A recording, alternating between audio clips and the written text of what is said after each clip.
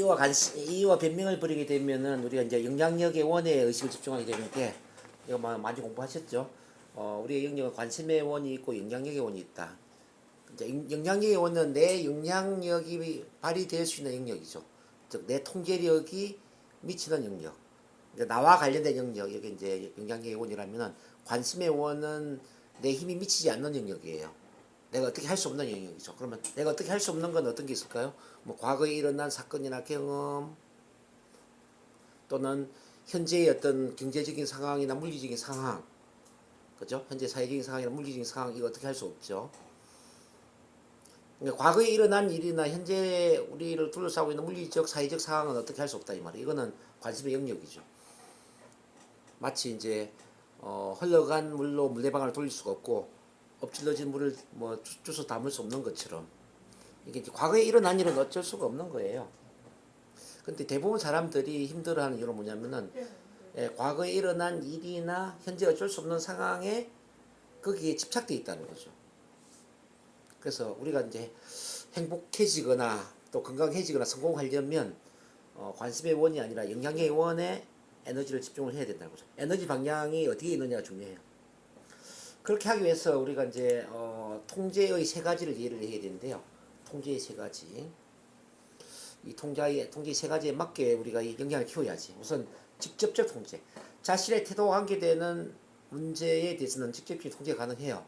즉 나와 관련된 나의 생각이라든지 나의 어떤 가치관, 신념, 뭐 나의 정체성, 뭐 쉽게 말하면 나의 비전, 사명, 뭐 가치, 신념, 뭐 목표 이런 건 내가 이제 알아서 다 할 수 있는 거잖아요. 또는 뭐 내가 어떤 직업을 선택한다든지 내 배우자를 선택한다든지 뭐 또는 어떤 곳으로 이사를 갈 것인지 여기 살 것인지 이민을 갈 것인지 나와 관련된 모든 걸 내가 선택할 수 있는 거죠. 이런 것은 직접적 통제이기 때문에 이 직접적 통제를 어떻게 하느냐 참 중요하고요. 두 번째는 간접적 통제. 이거는 타인의 관계와 관계되는 문제거든요. 뭐 부부 관계라든지 가족 간의 관계라든지 직원들과의 관계라든지 고객들과의 관계라든지 이 관계는 직접적으로 통제는 안 되지만 나의 커뮤니케이션 스타일이나 소통의 스타일, 인간관계 기술, 또 리더십 이런 걸 통해서 간접적으로 통제가 가능하다는 거죠. 또는 뭐 나의 에너지 레벨을 통해서도 통제가 가능하죠. 에너지 레벨. 커뮤니케이션의 가장 높은 수준은 에너지 레벨이라고 이야기하지 않습니까? 예를 들어서 이제 우리 예수님과 같은 분이 한 분만 태어난다면은 전 지구촌의 에너지 레벨이 달라지잖아요. 그렇죠? 그런 것처럼 우리 집안에 예수님과 같은 어떤 성인이 한 분 태어났다고 생각해봐요. 괜찮은 인격체, 괜찮은 성인 레벨 인격체를 갖고 있는 분이 태어났다 그러면은 그 집안 문화가 달라지겠죠?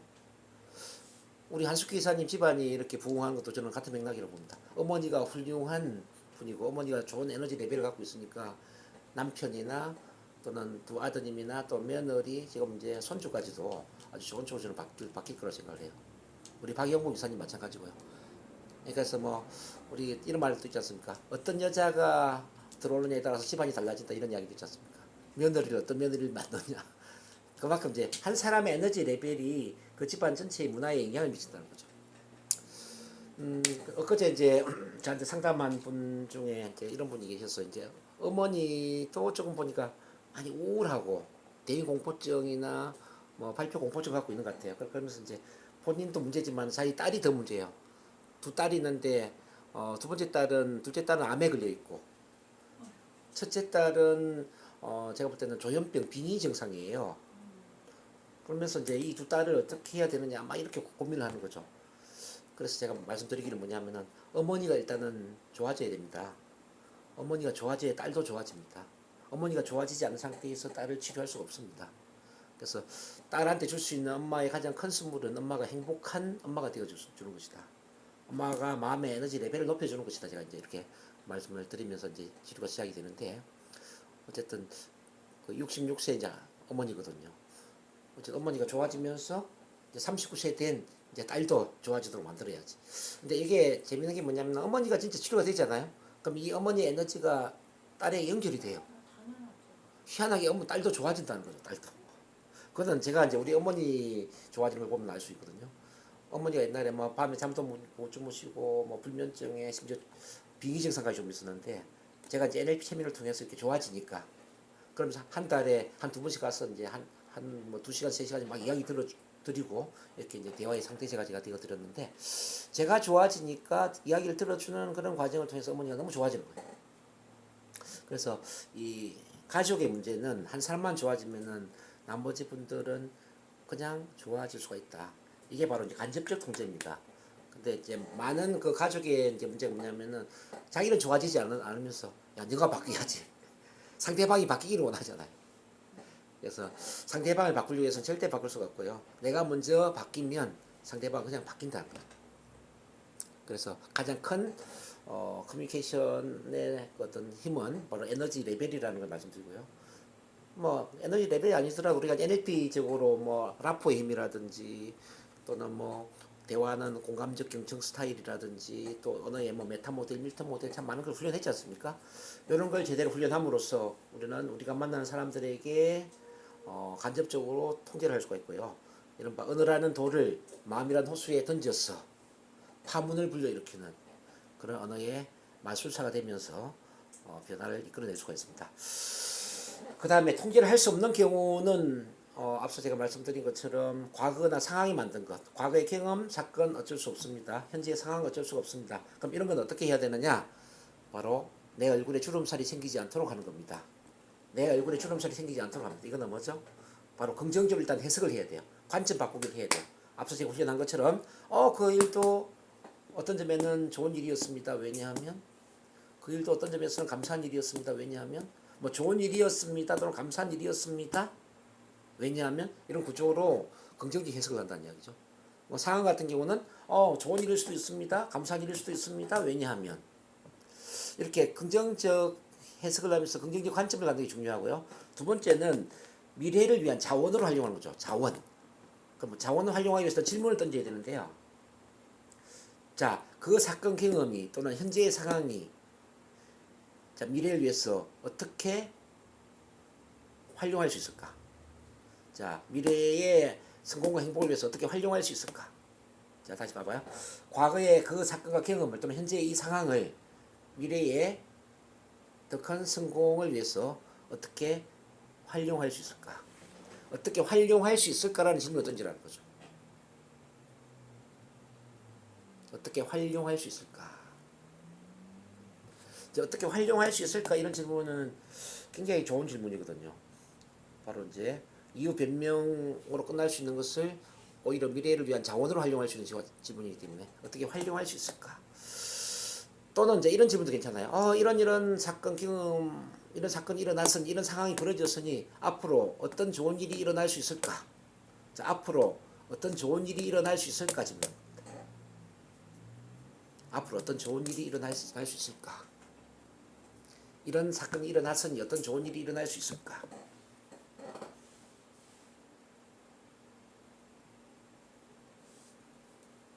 많은 분들은 나쁜 일을 생각하잖아요. 이런 나쁜 일이 일어났으니까 어떤 나쁜 일이 일어날까 생각하잖아요. 그게 아니고 어떤 좋은 일이 일어날까? 자, 이런 상황이 주어졌으니 앞으로 어떤 좋은 일이 일어날까? 이런 사건이 생겼으니 앞으로 어떤 좋은 일이 일어날까? 어떤 좋은 일이 일어날까? 이거 참 좋은 질문이거든요. 그래서 제가 참 좋아하는 질문인데 어떻게 활용할 수 있을까와 어떤 좋은 일이 일어날까 이런 질문을 하다 보면은 모든 것이 긍정적으로 바뀌게 되고요. 얼굴에 주름살이 없어질 수가 있습니다. 자, 관측하고 이건 아까 실습을 했고요. 넘어갑니다. 그래서 이제 운명을 창조하는 힘은 어떤 거냐면요. 자, E 플러스 R은 O다라고 이야기할 수 있는데요. E 플러스 R은 O다. 그 E가 상징하는 건 뭐냐면은 상황, 사건, 경험. 상황이 environment죠. environment. 상황, 환경, environment. 이게 E를 따고요. 사건, event. 이벤트에 E를 따고. 경험, experience. experience에 E를 따고. 그래서 이제 이걸 상징적으로 E라고 표현하는 겁니다. 반응은 response. 반응. 자, 이 사건, 경험, 상황의 반응이 결합되면서 결과 outcome. 자, 우리 운명이 결정된다는 거죠. 이걸 이제 10대 90의 법칙이라고도 이야기를 해요. 상황, 사건, 경험이 10%를 차지한다면 반응이 90%라는 거죠. 그래서 옛날에 이제 이런 메타포가 있거든요. 어떤 현인이 사셨는데 현명한 사람, 현인을 이야기하는 겁니다. 이제 이 현인은 자 어떤 힘든 문제라도 잘 해결을 해줄 수 있는 해결사에 해당되는 분이었죠. 그래서 어떤 소년이 이 현인을 놀려주고 싶었어요. 진짜 현인이 맞는지. 그래서 새를 한 마리 잡아가지고 이렇게 주먹에 쥐고 올라갔어요. 이렇게 질문합니다. 이 새는 죽었습니까? 살았습니까? 그러니까 현인이 뭐라고 답을 했는지 아십니까? 너의 마음에 달려있다. 아, 네 손에 달려 있다. 네 손에 달려 있다라고 이제 대답을 하는데요. 내가 죽었다고 하면은 펴서 살아있는 새를 보여줄 것이고, 내가 살았다고 하면은 손을 꼭 집어서 새를 죽이지 않겠느냐.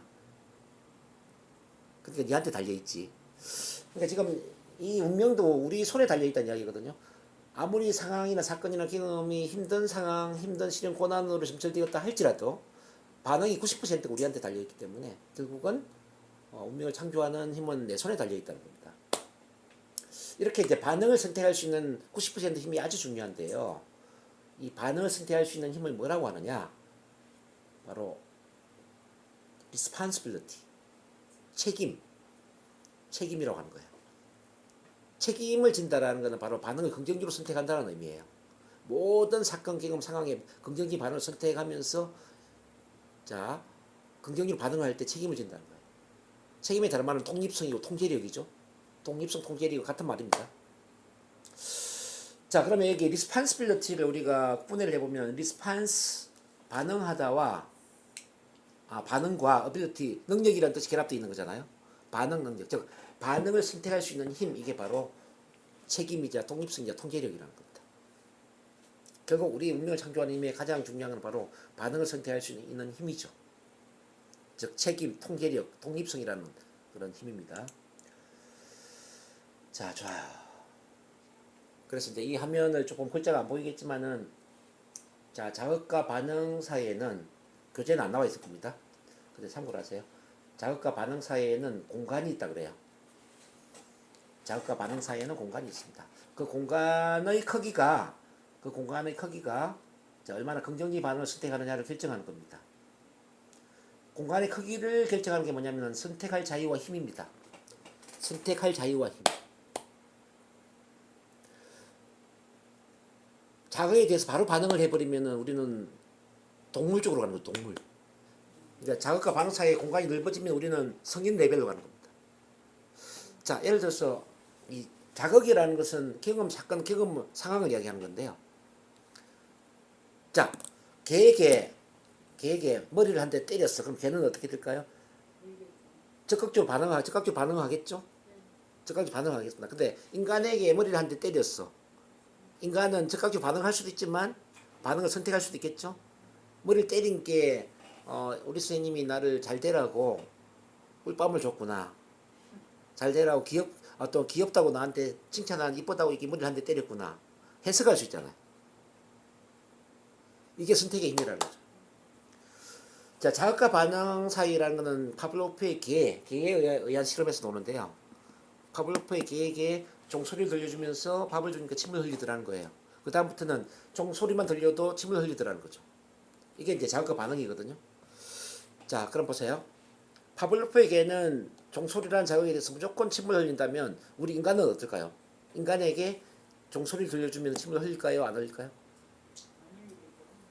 그건 생각하기에 따라 달라질 거예요. 종소리가 밥 먹으는 종소리다 하면 침이 나올 것이고 학교 종소리다 그러면 수업 시간에 가기 위해서 빨리 뛰어갈 것이고 저는 애들이 장난친다고 종을 쳤다 그러면 애들을 아마 말리려고 할 거예요. 이게 이제 선택의 힘이겠죠. 그래서 우리 NLP 전제 조건에 선택할 수 있다는 것은 선택할 수 없는 것보다 유리하다 그거예요.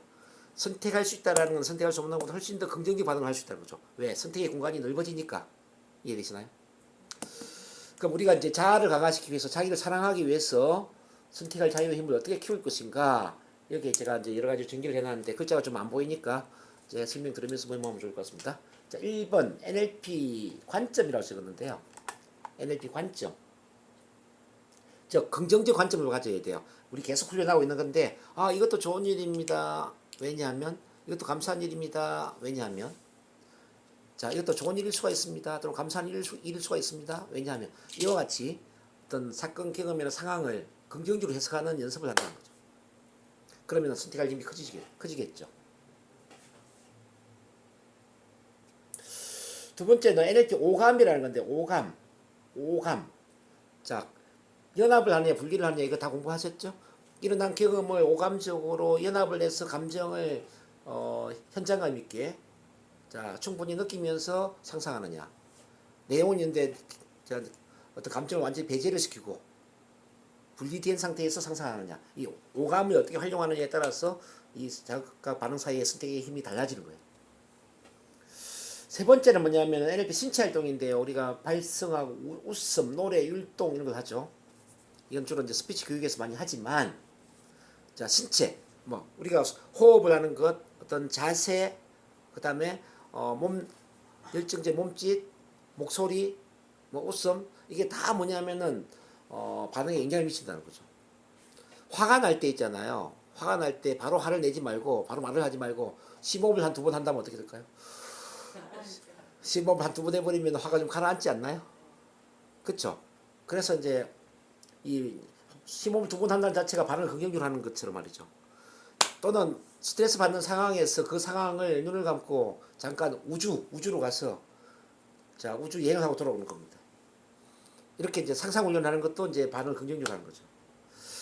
자 누가 이제 부정적 이야기를 할 때 내가 오히려 크게 웃어버리는 겁니다. 또는 우리 한숙기 이사님처럼 농담, 유머를 이제 사용하는 거죠. 유머. 오히려 재미있는 위트를 던지는 거죠. 자, 위트를 사용한다는 자체가 뭡니까? 위트를 사용하면서 기분이 나빠요? 그러니까 유머는 최고의 변화의 경지거든요. 저도 잘 안 됐지만 최고의 변화의 경지가 바로 유머다. 이렇게 이제 신체 활용을 하는 겁니다. 네 번째는 NLP 언어 활용인데, 언어를 긍정적으로 사용하면은 반응이 긍정적으로 바뀔 수밖에 없어요. 그래서 이제 긍정문을 낭독하고 우리 NLP 언어를 사용하는 거예요. 뭐 메타 모델, 밀턴 모델, 양자 언어학, 뭐 SOM 화법. 내일 참 그거 커뮤니케이션 테라피스트 들어가는데 두 분이 시간이 안 되죠. 어쨌든 요거 끝나고 나면 일요일 날도 그거 할 거예요. 지금 이제 프랙티시가 거의 끝나가고 있거든요. 요거 끝나면 아마 6월 중순 이후가 되면은 커뮤니케이션 쪽으로 들어갈 겁니다. 어차피 월요일 할게 뭐 일요일 날 돌아가는 거니까 그렇게 꾸준히 하셔도 됩니다. 자, 커뮤니케이션. NLP 커뮤니케이션 해라. 그 말씀드리고요. 그 다음 5번에 NLP 질문법이 있죠. 질문법 제가 중간중간에 질문을 던져드리죠. 어떤 좋은 일이 일어날까요? 어떻게 활용할 수 있을까? 자, 양자언어학적인 질문을 보면은 이런 문제가 발생했으니 앞으로 어떤 좋은 일이 일어날까요?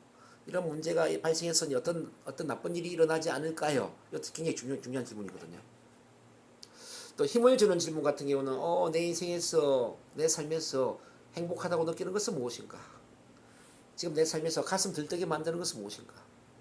지금 내 삶에서 자랑스럽게 느끼는 건 무엇인가? 이제 이렇게 긍정적인 힘을 주는 질문들이 있단 말이에요.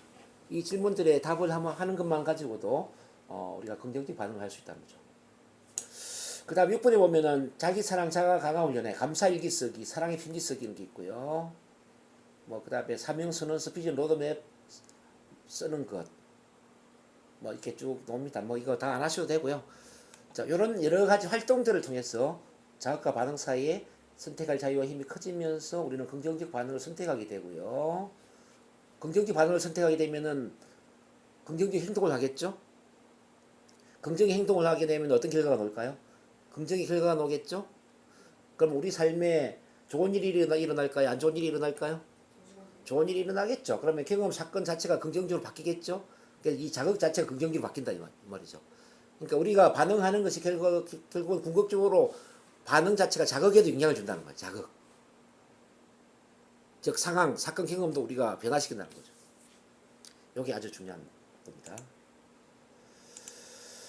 자, 오케이. 이제 이 정도까지 하고 조금 정리를 하도록 하겠습니다.